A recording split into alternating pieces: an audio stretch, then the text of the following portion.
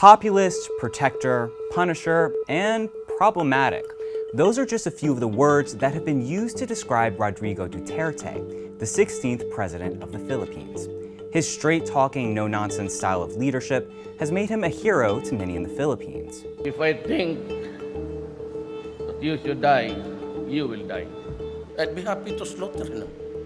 But his brutal, authoritarian approach to politics and law enforcement have raised serious human rights concerns, as well as threatened the delicate balance of alliances in the region. So, how did Rodrigo Duterte rise to power? Born in 1945 in the southern Philippines, some say Rodrigo Duterte was destined for office from the start. We spoke with Jonathan Miller, a foreign correspondent for Channel 4 News, who's written a biography on Duterte to help us better understand who he is. He was about the most privileged kid in the southern island of Mindanao. When he was just 4 years old, his family packed up their belongings and moved to Davao City, where his father would eventually become governor of the province. The Dutertes ran a tight ship according to the kids. The house had strict rules. Rodrigo, said to be his mother's favorite child, was rebellious and known as a prankster. His youngest sister Jocelyn told Philippine media that her older brother would often muse about one day becoming the mayor of Davao. As the governor's son, he was assigned a bodyguard. And his parents were often away because they were so busy, but he would hang out with the bodyguards. And with them, he learned how to shoot guns, and he sort of cultivated this mythology that has surrounded him ever since, that he was this rough-edged guy from the slums of Davao who would come and sort out the Philippines and all its problems. But if he wanted to achieve his dream of becoming a leader, he would have to learn a few lessons first. His rebellious nature often got him in trouble at school. He was expelled not once, but twice for misbehaving.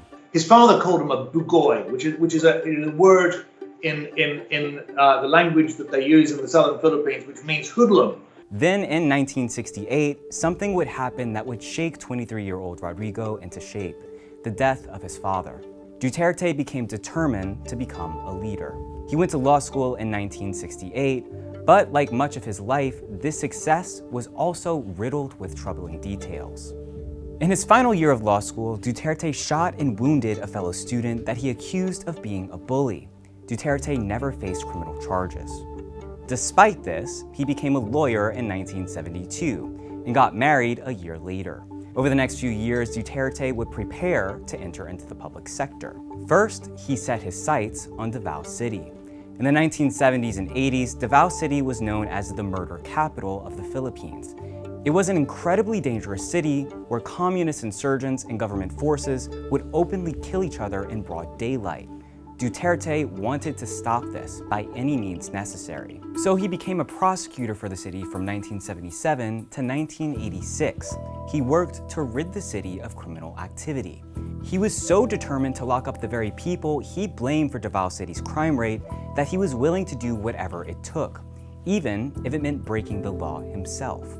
Years later, he admitted that during his time as prosecutor, he and his team would plant information on criminal suspects to get them off the streets. I've learned a lot during my prosecution days. We planted evidence.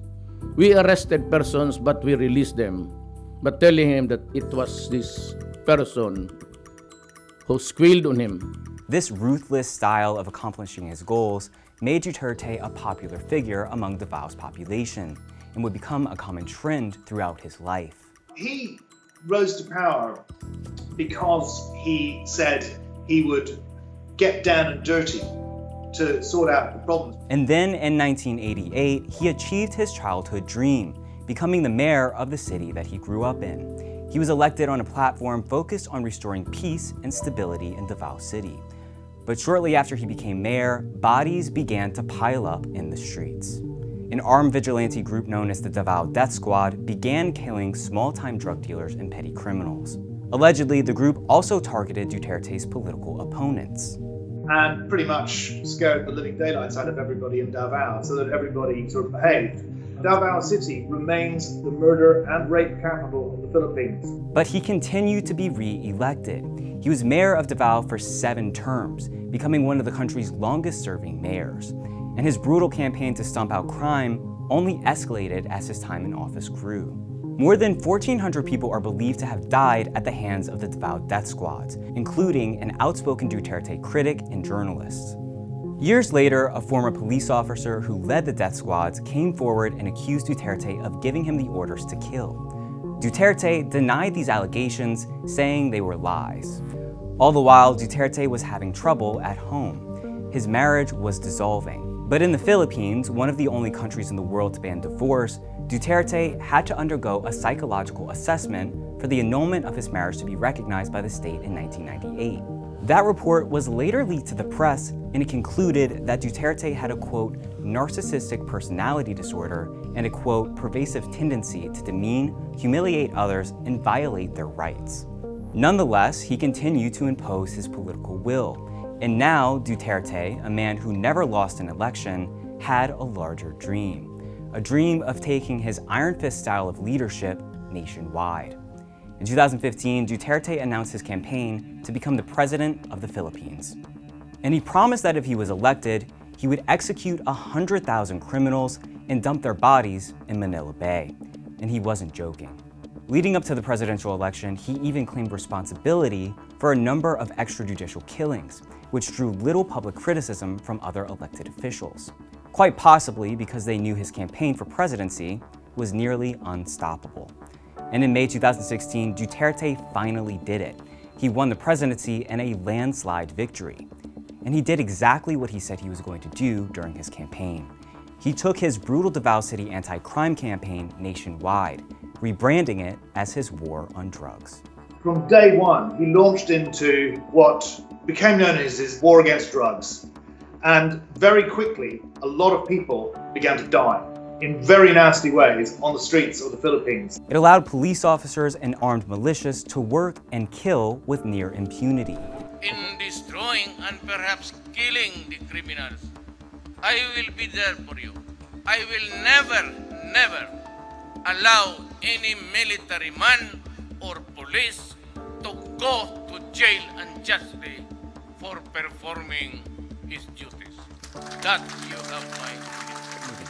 According to the investigative journalism project The Drug Archive, at least 4,279 people were killed in police operations in Duterte's drug war as of May 2018. Another 22,000 homicides are under investigation that were possibly linked to drugs, according to the government's calculations. But human rights groups and critics fear the death toll of Duterte's war is much higher than that.